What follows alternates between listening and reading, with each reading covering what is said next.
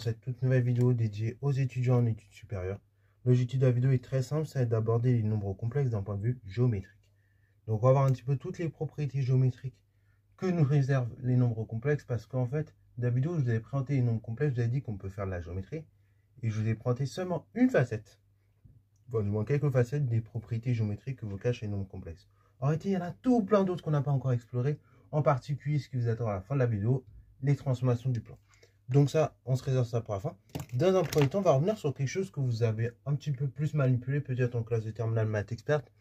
Je ne sais pas à quel point c'est bien fait, parce que moi je me souviens, on l'avait fait ça en fin d'année, mais il y a peut-être des ici, vous faites ça un peu plus tôt quand même. Enfin, quand j'étais en fin d'année, c'était vers le mois de mai, donc ça avait été... ça avait bien, je m'en souviens assez bien, parce qu'on avait bien traité le truc, mais c'est vrai que c'était quand même vers la fin de l'année, on avait le bac 2 mois avant, donc on va dire qu'on n'était pas forcément... L'attention n'était pas à 97 000%. Mais...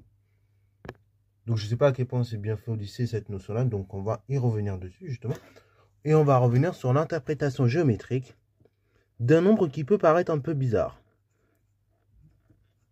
Alors, interprétation géométrique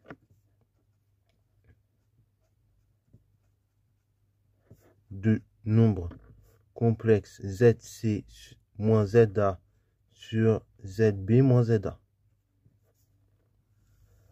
Voilà. On va revenir sur l'interprétation géométrique de ce nombre-là. Et donc les propriétés que l'on peut en dire. Donc on se donne pour cela des points du plan complexe. A d'affixe ZA. B d'affixe ZB.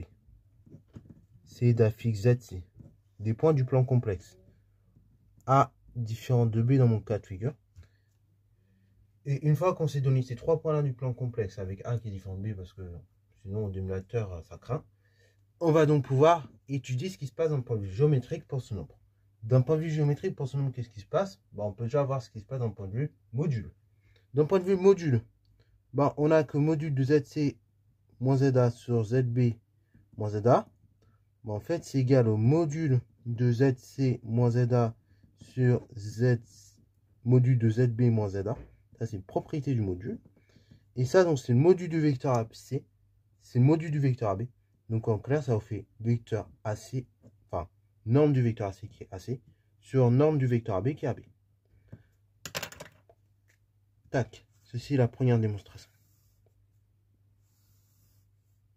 Ensuite, deuxième chose qu'il faut avoir en tête, c'est ce qui se passe d'un point de vue argument.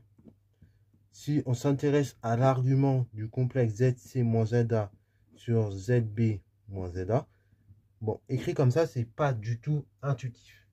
On va l'écrire autrement. Par propriété sur les arguments, c'est argument de ZC moins ZA moins argument de ZB moins ZA. Et là, rien vaut mieux qu'un schéma plutôt que de parler beaucoup. Donc là, on a le vecteur AB. Et quelque part, je vais vous faire le vecteur AC. Tac. Le C. Ok. Donc en bleu, vous avez le magnifique vecteur AB.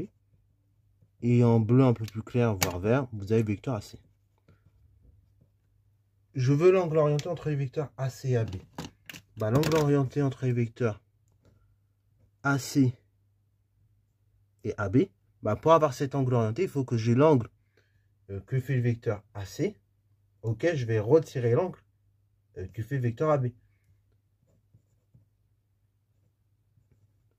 Pour avoir l'angle orienté entre les vecteurs AB et AC.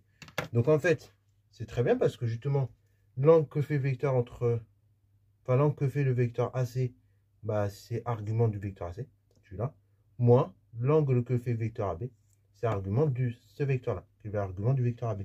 Donc en fait, ceci. Donc on en déduit assez systématiquement qu'on a cette formule-là pour l'argument de ZC moins ZA sur ZB moins ZA. Ok. Encore une fois, il suffit de le voir d'un point de vue schématique pour le comprendre en vrai. Voilà. Et la démonstration est essentiellement schématique.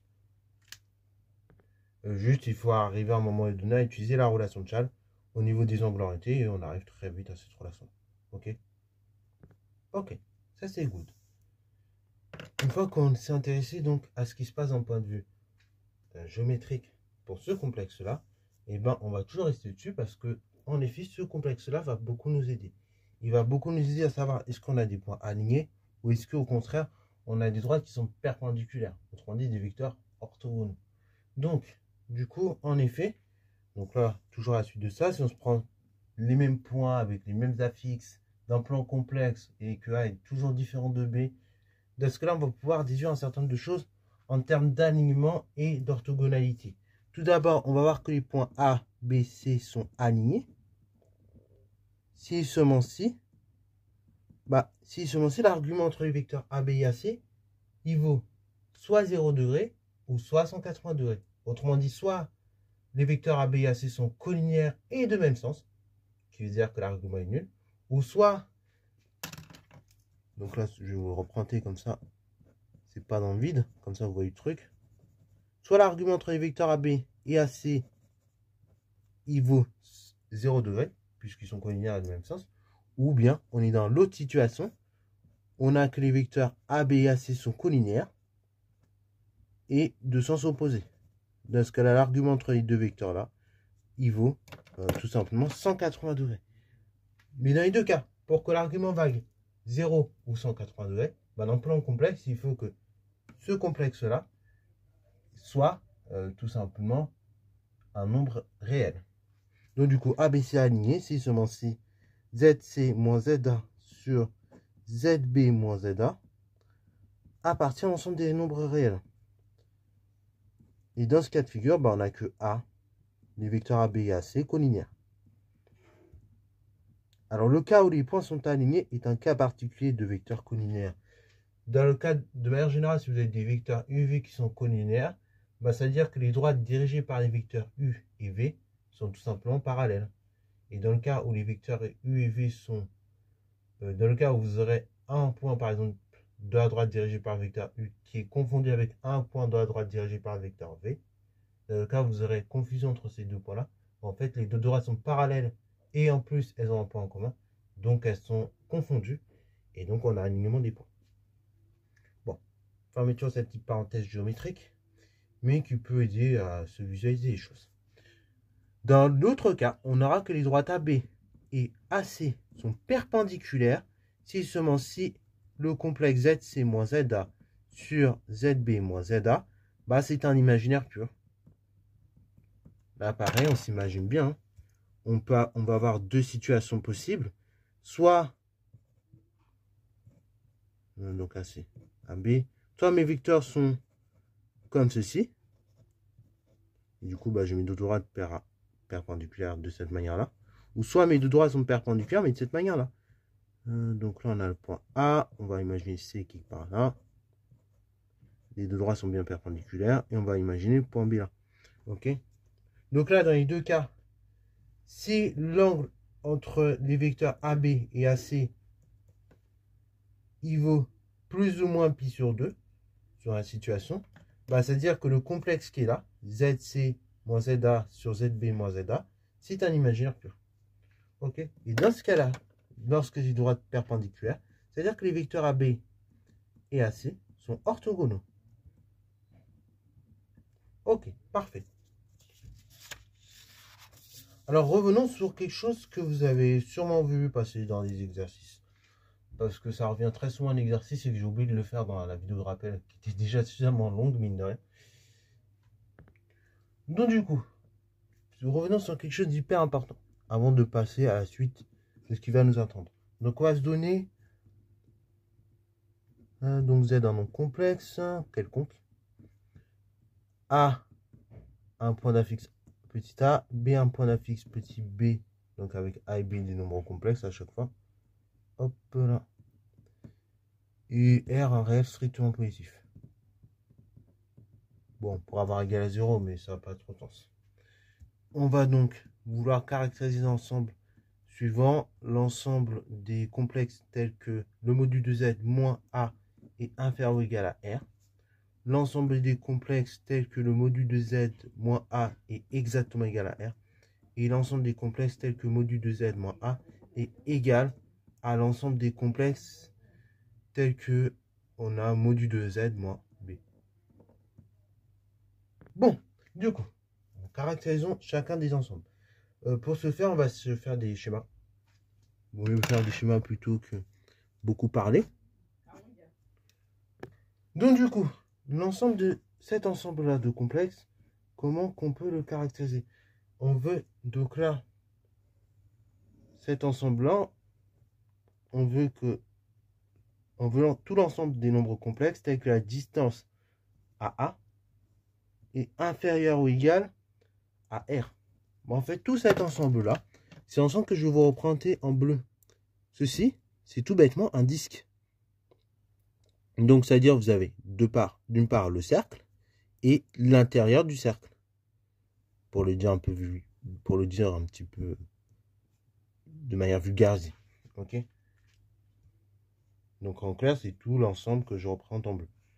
Bon, là j'avoue j'ai un peu la flemme de sortir son lien, mais l'idée ce serait qu'on colorie tout le cercle, ainsi que son intérieur. Ok? Donc cet ensemble-là, c'est tout simplement le disque de centre A et de rayon R.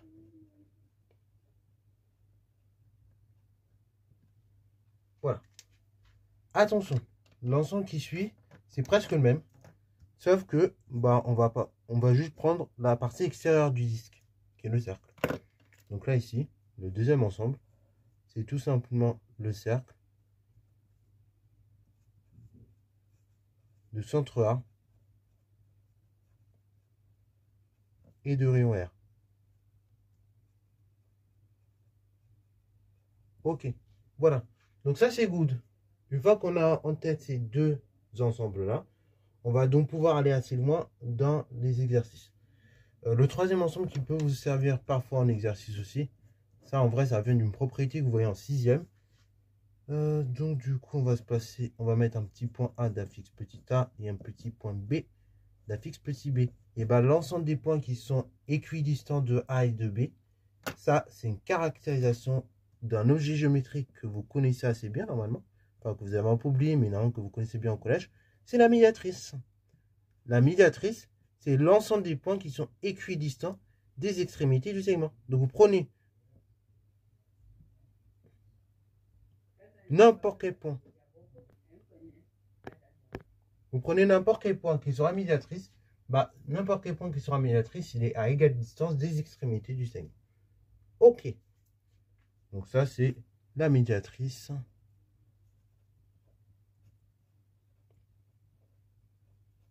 du segment AB. Un segment, je rappelle, ça se note entre crochets et pas entre parenthèses. Entre parenthèses, c'est juste pour les droites. Voilà. Fermeture de la grosse parenthèse. Bon, maintenant qu'on a fait ici rappel de géométrie, vous dites, ouais, bah en fait, c'est complexe. Donc vous allez vous dire, ouais, mais complexe, c'est bien sympa, mais en fait, bah, si c'est pour faire des trucs de collège, pauvre quoi. Oui, certes, mais bah, vous allez voir que c'est quand même suffisamment poussé et incroyable pour que, franchement, ça mérite une vidéo complète. Bon, allez, parlons bien, parlons peu. Là, vous allez me dire, depuis le temps, on n'a fait que des rappels, on n'a fait que des trucs de collège. Certes, mais on va aller un tout petit peu plus loin sur les complexes. En effet, puisqu'avec les nombres d'un premier temps, pour rappel, on va raisonner d'un point de vue vectoriel. Si on prend U et V des vecteurs, de coordonnées x, y déjà, on va raisonner avec des vecteurs du plan. On pourrait faire la même chose avec des vecteurs dans l'espace. Mais bon, vu qu'on a du mal à caractériser du coup de manière évidente la collinéarité de vecteurs dans l'espace, mis à part dire que bah, du coup vous avez des vecteurs qui sont collinaires, mis à part dire qu'il y a une relation de collinéarité entre l'un et l'autre, et ben on va tout simplement rester dans des vecteurs en deux dimensions. Bref. Du coup, prenons des vecteurs comme ceci, et donc on va essayer de recaractériser ensemble le fait que U et V soient collinéaires. Le fait que U et V soient collinéaires, c'est vrai si seulement si bah, le déterminant de U de V est nul. Donc c'est vrai si seulement si x, y' moins x' y égale à 0. Donc ça, c'est la caractérisation de la collinéarité. U et V orthogonaux. Comment qu'on caractérise le fait que les vecteurs U et V sont orthogonaux? Bah, c'est vrai si et seulement si le produit scalaire U scalaire V est nul. Donc c'est seulement si x' plus y' est nul. Donc ça, c'est les caractérisations dans vue au lycée. Là, vous allez me dire, ouais, bah, mathématiciens, c'était bien sympa, mais en fait, j'ai l'impression de refaire vraiment mon cours de première. Oui, alors, certes, pour l'instant, on a l'impression que c'est quelque chose de première, mais on va aller un cran plus haut. Ok, on va aller un cran plus haut et on va voir qu'est-ce qui se passe concrètement avec des nombres complexes maintenant.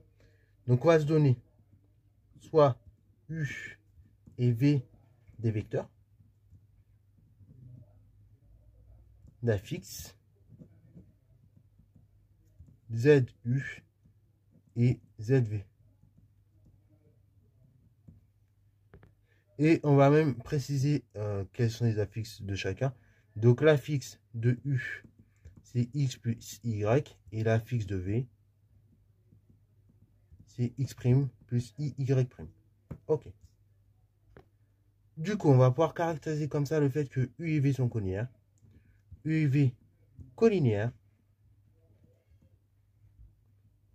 Si seulement si le déterminant est nul. Donc du coup, on a le fait que U et V sont collinéaires si seulement si le déterminant, donc cette quantité est nul.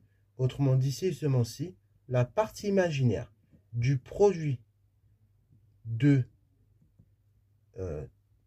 l'affixe de V, de U, pardon, que l'on fait le conjugué par l'affixe de V est égal à 0. Donc U et V sont collinaires si seulement si l'affixe de U conjugué fois l'affixe de V, sa partie imaginaire, donc le produit de la est égal à 0. Okay, donc on s'imagine, hein, on a affixe de U qui est comme ça et affixe de V qui est comme ça. Bah, pour qu'on ait des vecteurs qui soient collinaires, il faut que la partie imaginaire du produit, donc de la partie imaginaire, donc du conjugué de l'affixe de U par l'affixe de V soit égal à 0. Ça prend une chose. Alors en vrai, cette propriété, bon, vous pouvez être perdu et un jour ne pas savoir comment la retrouver. Dans ce cas-là, il faut vous ramener, comme on avait fait dans la première vidéo, à voir comment on définit le produit de deux nombres complexes. Ok, donc là, je vous ramène dans la première vidéo pour voir comment on le définit. Et à partir de cette définition-là, et de la manière dont j'ai défini l'affixe de U et de V, je vous promets que on arrive pile poil à cette formule pour que du coup les vecteurs U et V soient collinéaires. Ensuite, on va pouvoir caractériser de même l'orthogonalité de deux vecteurs. Donc du coup, on a que U et V sont orthogonaux. C'est seulement si, cette fois-ci, la partie réelle du produit de la partie réelle, donc du vecteur, de l'affixe du vecteur U, que multiplié par l'affixe du conjugué du vecteur V, est égal à 0. Donc je répète, parce que là c'est encore pas évident. Le fait que U et V soient orthogonaux, c'est-à-dire que la partie réelle du produit de l'affixe de U que l'on multiplie par le conjugué de l'affixe de V est égal à 0. Pareil, pour retrouver donc ce résultat-là, on repart de la définition du produit de deux nombres complexes et on remplace donc le deuxième nombre complexe, donc affixe de V, par son conjugué. Et donc, en écrivant le produit de ces deux vecteurs-là, affixe du vecteur U et affixe du conjugué du vecteur V, on arrive pile poil à cette formule-là. Et donc, on arrive à ce qu'il faut. Bon, ça, maintenant, on a caractérisé la collinéarité et l'orthogonalité avec les vecteurs. Et donc, avec les affixes. Donc, vous voyez que c'est pas évident, mine de rien. Autant au départ, c'est assez des rappels, mais là, maintenant, vous avez pu voir que les complexes servent pour ça. Donc, maintenant qu'on a vu ça, je vous propose qu'on aborde un point qui était abordé dans l'ancien programme du bac scientifique en mathématiques, qui est tout simplement les transformations du plan. Donc, pour évoquer les transformations du plan, je vous propose donc qu'on se donne plusieurs choses, en espérant ne pas en oublier. Donc, soit oméga, un point du plan, lambda, un réel, et ensuite U, un vecteur. Bon, au niveau des transformations du plan, on va faire un petit flashback. Donc, flashback, on va dire 5-6 ans en arrière. Donc, il y a 5-6 ans en arrière, normalement, vous avez dû être au collège, donc en classe de 3e, et donc vous passiez sûrement le brevet à ce moment-là. Et là, pour le coup, c'est pas comme nous, les 2005, on a été des gros chômeurs, contrairement à vous. Vous, au moins, vous avez passé le brevet. Donc, vous pouvez avoir le mérite d'avoir passé le brevet. Fermeture de la parenthèse. Donc du coup, tout ça pour vous dire que non, en troisième, quand vous avez dû passer le brevet, on a dû vous faire tout un charabia, comme tous les années d'ailleurs, non, si c'est bien fait, sur les transformations du plan. Les transformations du plan, donc petit rappel, en tout il y en a 5. Il y a les symétries centrales, il y a les symétries axiales, symétrie centrale, translation, rotation et homothétie. Ok.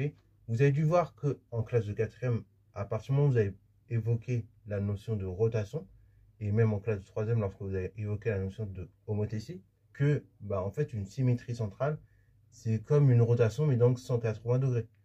Et en 3e, quand vous avez parlé d'homothétie, vous avez vu que une symétrie centrale, c'est comme une homothétie de rapport -1. Après, bon, du coup, il y a la symétrie axiale. Donc la symétrie axiale est un peu à part. On ne va pas l'évoquer dans cette vidéo. Et ensuite, parmi les transformations qui vont nous intéresser le plus, donc il y a les homothéties, les rotations et les translations. Donc dans l'ordre, on va commencer par les translations, qui est la plus simple. Donc comment qu'on va pouvoir décrire une translation? Eh bien, rien vaut mieux qu'une belle figure que de belles paroles. Ok? Une belle figure vaut beaucoup mieux que des belles paroles. Donc on va s'imaginer un point M qui parle. Donc du coup, l'idée d'une translation, c'est que on va se donner un vecteur U et on va se donner un point M dans le plan. Et donc une translation du point M sur un vecteur U, c'est une transformation qui permet d'obtenir un point M prime à partir du point M, tel que le vecteur U soit égal au vecteur donc Mn prime, que je vais vous tracer juste là.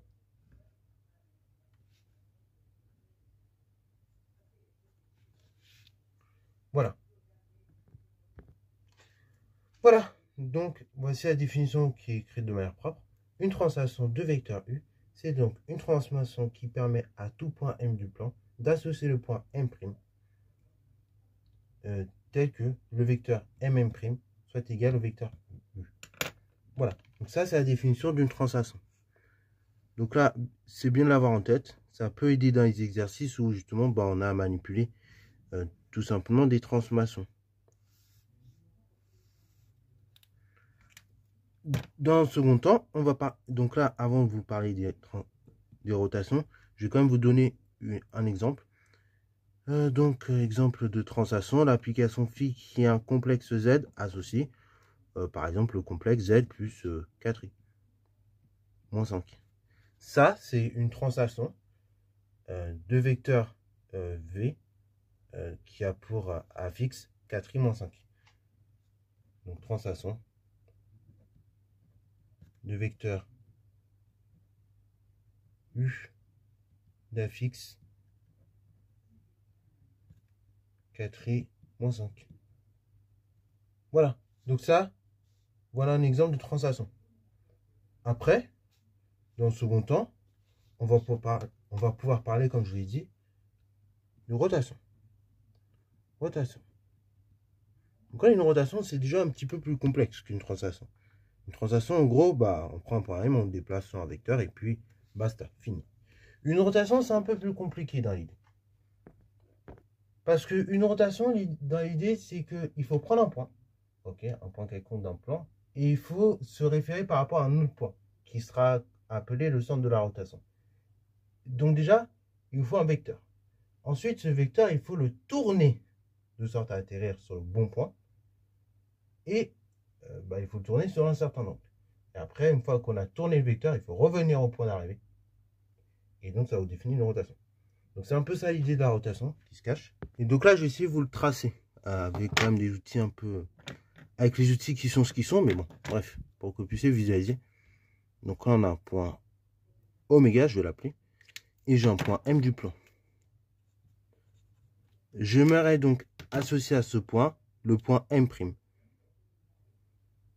Par la rotation de centre oméga et dans un certain angle que je vais appeler alpha. Donc alpha pour 20 quelconque. Et l'idée, ça va être de prendre ce vecteur-là et de le faire tourner dans un certain angle alpha pour arriver à ce point-là. Ok. Et donc là, ce point-là, je l'appellerai M'. Et donc, dans la rotation, on a le fait que, qu'est-ce qu'on va avoir comme propriété? On va voir le fait que la longueur, donc oméga m, c'est la même chose que la longueur oméga m'. On a égalité entre ces deux longueurs-là. Et ce qui est important, on a donc, en termes d'angle, que l'angle entre ce vecteur-là et ce vecteur-là, c'est alpha. Donc l'angle orienté entre le vecteur oméga m et oméga m', c'est exactement l'angle alpha. Voilà. Alors, du coup, voilà. Une rotation de centre oméga et d'angle alpha appartenant à R, c'est donc une transformation qui permet à tout point M d'associer le point M', tel qu'on est ces deux conditions-là. Alors, par exemple, notation avant tout, la notation pour les rotations de centre oméga et d'angle alpha. Ça se note comme ça. Ça, c'est rotation de centre oméga et d'angle alpha. Ça va permettre de le noter proprement. Une fois qu'on a cette notation en tête, on peut bien faire les choses. Hein. Et donc, y arriver. Et donc, je voulais vous donner un exemple. Donc, du coup, exemple, si on prend l'application phi qui, cette fois-ci, a un nombre complexe z associé exponentielle i θ. Enfin, alors même, on va pas prendre θ, on va prendre alpha.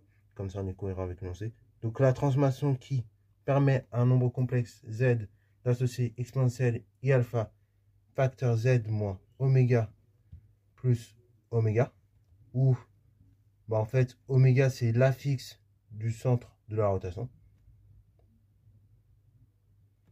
Et bah du coup ça c'est une rotation. Une rotation de centre oméga, donc ayant pour abscisse petit oméga, et d'angle alpha.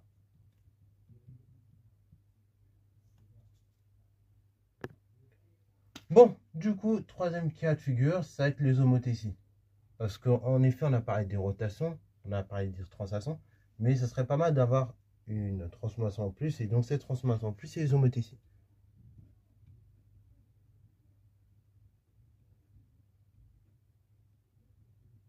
Donc une homothétie, l'idée, ça va être une transformation qui va permettre à un point M d'associer le point M', tel que, en fait, le point M' n'est pas associé n'importe comment. D'une part, quand on va avoir une homothétie, on va donc avoir un centre et un rapport. Donc cette homothétie de centre, par exemple, oméga et de rapport lambda, elle va permettre de faire quoi à ce point M pour associer le point M'? Elle va permettre d'obtenir le point M', de sorte à ce que le vecteur OM' soit égal à lambda fois le vecteur OM. Donc, donc voilà la définition de l'homothétie écrite de manière rigoureuse. Encore une fois, on va essayer d'avoir en tête. Et ce qui est important ici à avoir en tête, c'est la notation d'une homothétie, donc de manière générale. Donc une homothétie de centre oméga et de rapport cette fois-ci lambda va se noter de la manière suivante. Et par exemple, un petit exemple d'homothétie, on va considérer la transformation, enfin l'application phi qui a un complexe z associe EI.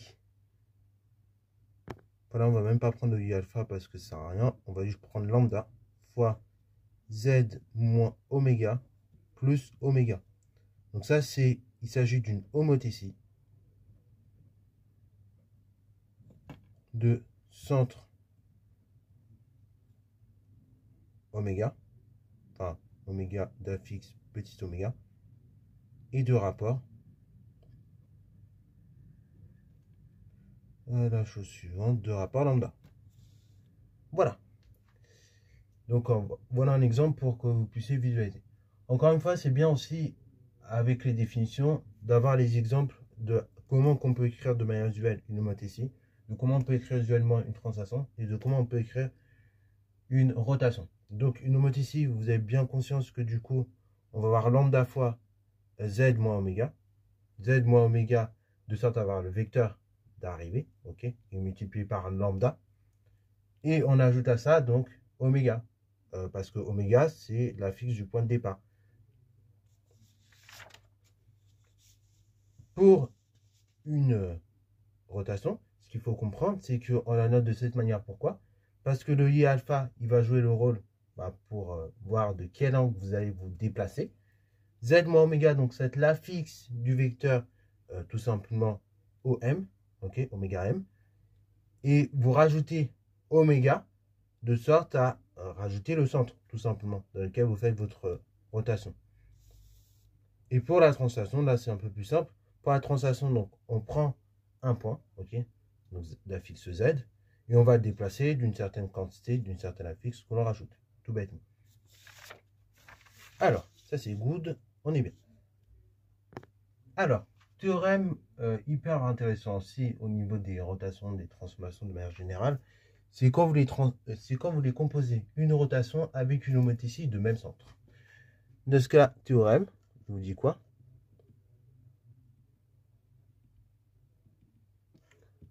La rotation, donc homothétie de centre oméga et de rapport lambda, rond, donc la rotation de centre oméga et d'angle alpha, c'est égal donc à la rotation de centre oméga et d'angle alpha, rond, l'homothétie de centre oméga et de rapport lambda.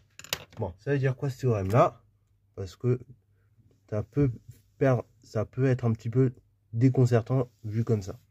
Ça veut donc dire, quand vous composez une rotation par une homothétie et que la rotation et l'homothétie sont de même centre, dans un sens ou dans l'autre, c'est exactement la même transformation que vous faites.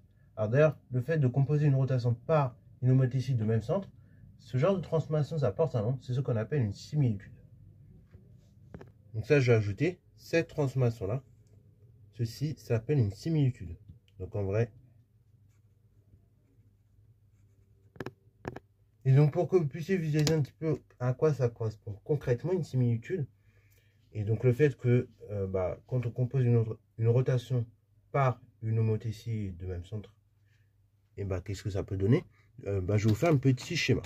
Donc là, en bleu clair, on va donc d'abord faire la partie gauche, c'est-à-dire on va faire la rotation et ensuite on va composer par l'homothétie dans certains rapports quelconques.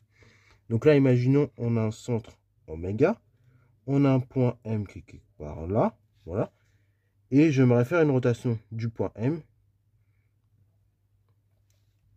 vers un certain point dans un premier temps. Bon pourquoi pas, je vais faire ma rotation.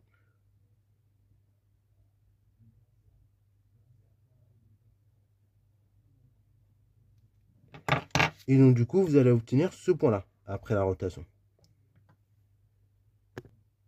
Donc du coup, là j'ai fait ma rotation pour arriver du point M vers le point M1 selon un certain nombre que je vais appeler tout simplement et tout bêtement alpha.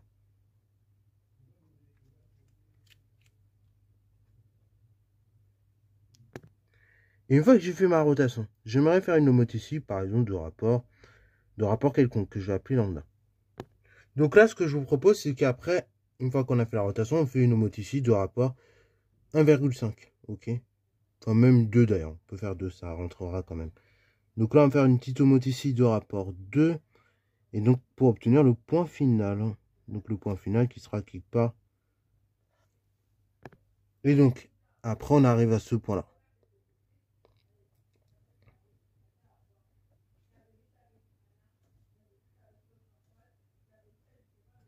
Et donc là, on arrive à ce point-là. M'.